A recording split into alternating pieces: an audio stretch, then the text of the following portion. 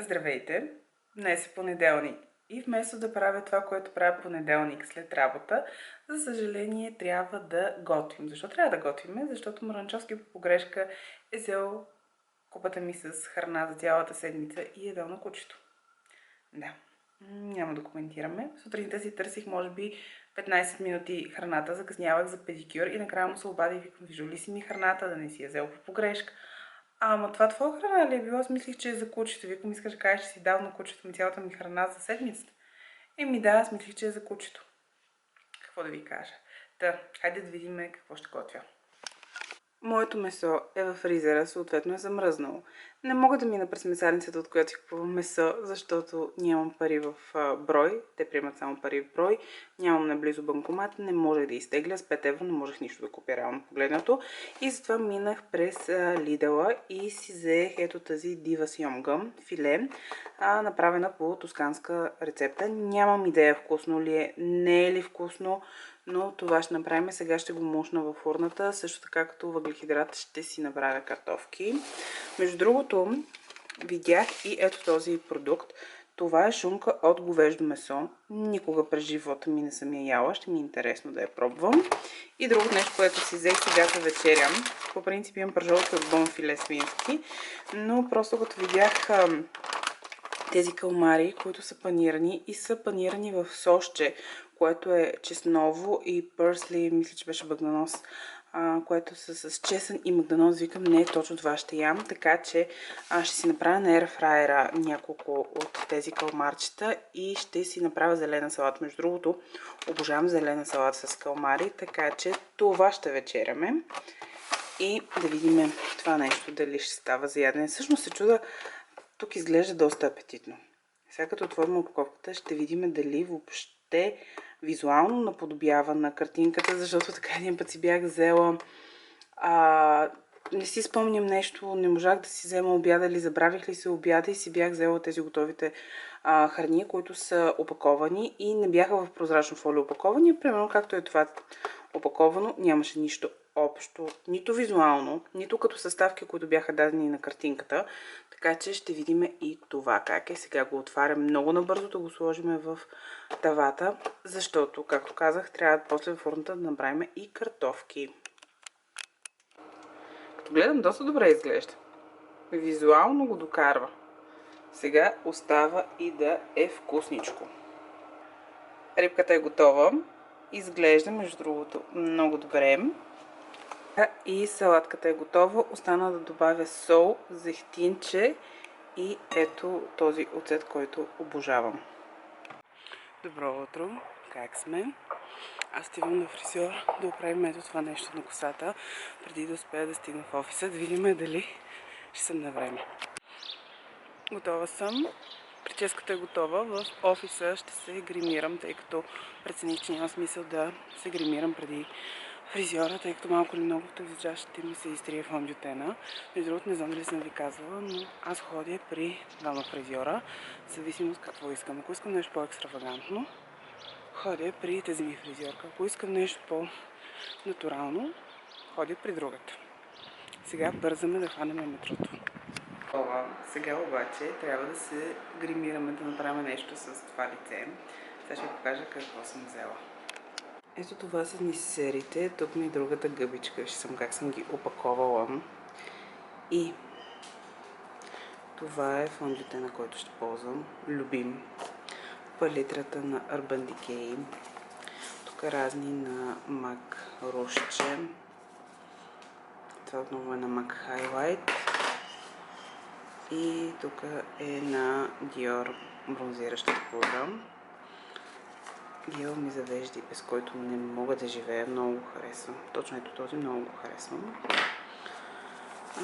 Спирала, коректор. Тук имаме четки. Това е основата, която ще ползвам. Точно не съм сигурна, но може би ще нанеса този спрей след като се гримирам.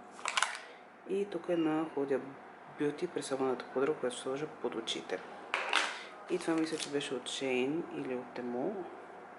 Едни много красиви сенки, които придават само блясък без цвят. Успях да ги отворя. Ето ги. Хайде сега да се гримираме. И най-доброто нещо, което може да се случи в момента, е да сваля този грим.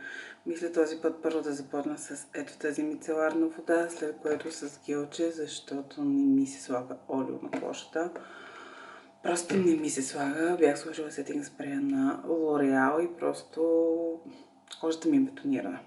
Кожата ми е бетонирана и искам час по-скоро да мога да сваля това нещо. Между другото, кожата ми не е чак толкова лъскава, колкото изглежда. Това е заради светкавицата, която съм пуснала.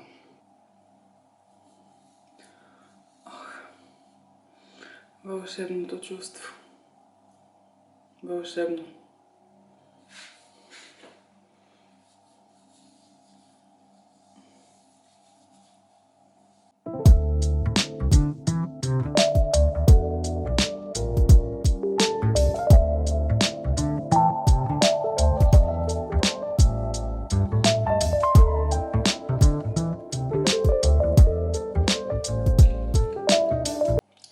И след толкова време задължително слагаме две маски. Едната е тази детокс и после ще дойде ред на една хидратираща маска.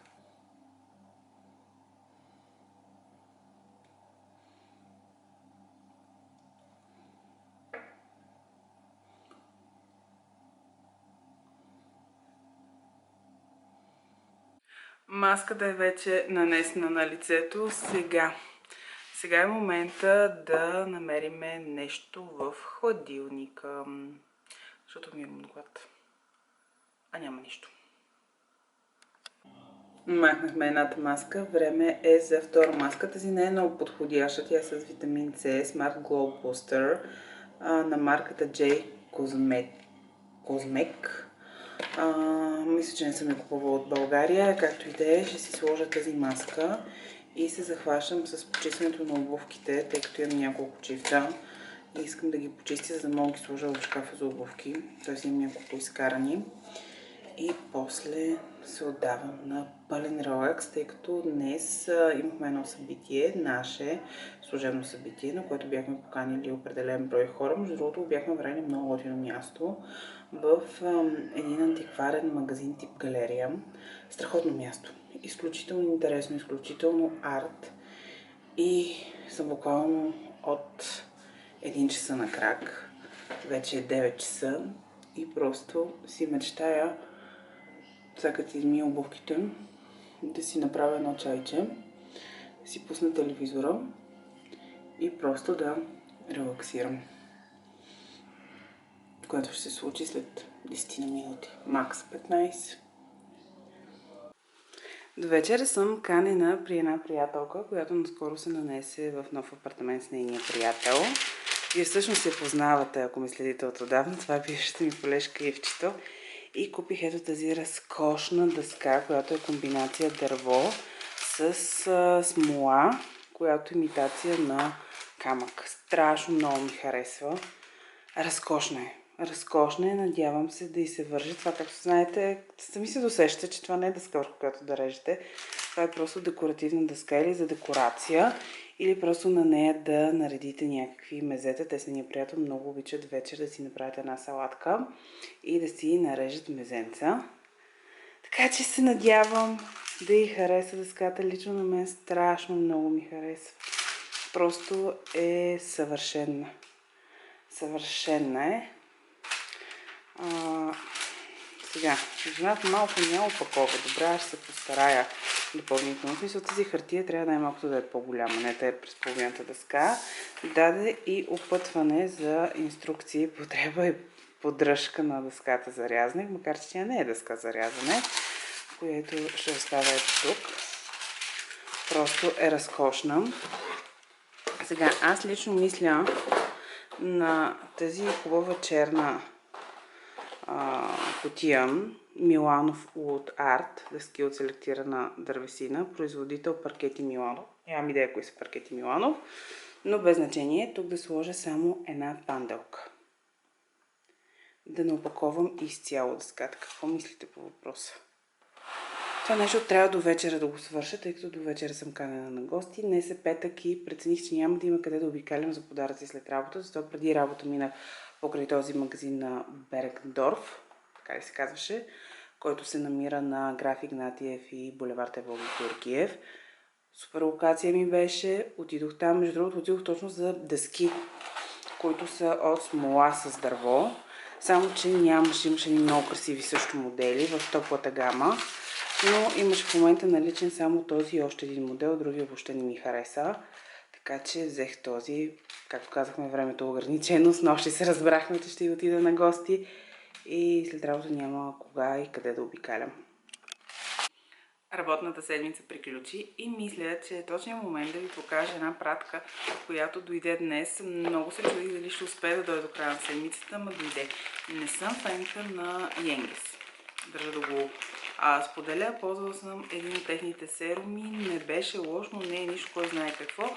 Ако го купувате на намалена цена, става, но иначе все пак за цената, които те са определили, все пак очаквам някакъв малко по-сериозен ефект от продуктите им, но това не се случи. Сега ползвал съм, както казах, само един продукт. Мисля, че една маска бях ползвала. Сега, обаче тук съм си поръчала няколко продукта от техните намаления, защото са ми изключително интересни. И другото нещо, аз отново се подлъгвам по така наречените инфлуенсъри, колкото и да мразя тази дума, защото обича да снимат с много филтри. Но нормално, като всеки нормален човек, и аз имам слаба точка и тя е козметиката и тестването на козметиката. Между другото, направих днес още една поръчка, но не ще ви покажа като дойде. Всичко идва в ето тази кутия. Мисля, че си бях поръчала 3 продукта, ако паметта ми изневерява. Сега ще видим точно. Да, 3 продукта.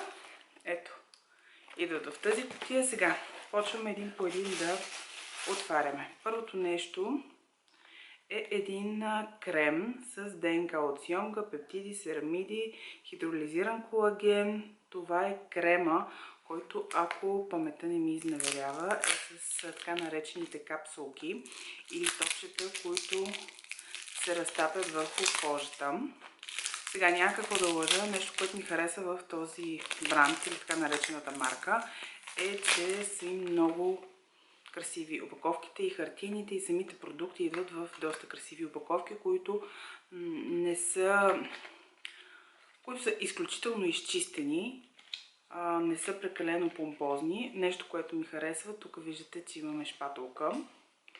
Ето го крема, да, точно този. В смисъл, опаковката е пластмасова, не ме разбирате погрешно, в никакъв случай не е луксозна, но е изключително изчистена, което много ми харесва. Чакайте, няма да го пипам крема за силно с ръце, защото ръцете са ми мръсни.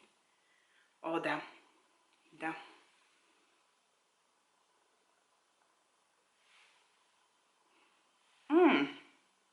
Прави впечатление, че има аромат.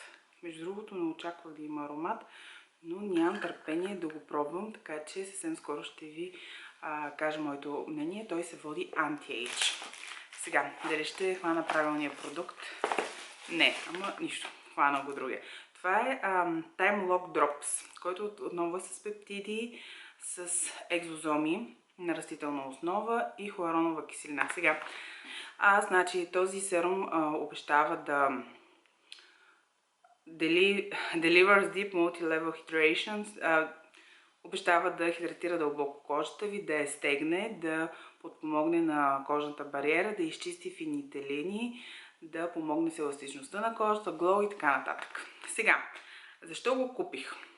Защото гледах реклами как хора, които след като си сложат този така наречен ботокс серум, макар че тук не пише ботокс, но в сайта им пише, буквално не може чак толкова, тук в смисъл не им личат чак толкова бръчиците по челото и като направят физиономия, всъщност много по-малко са видими.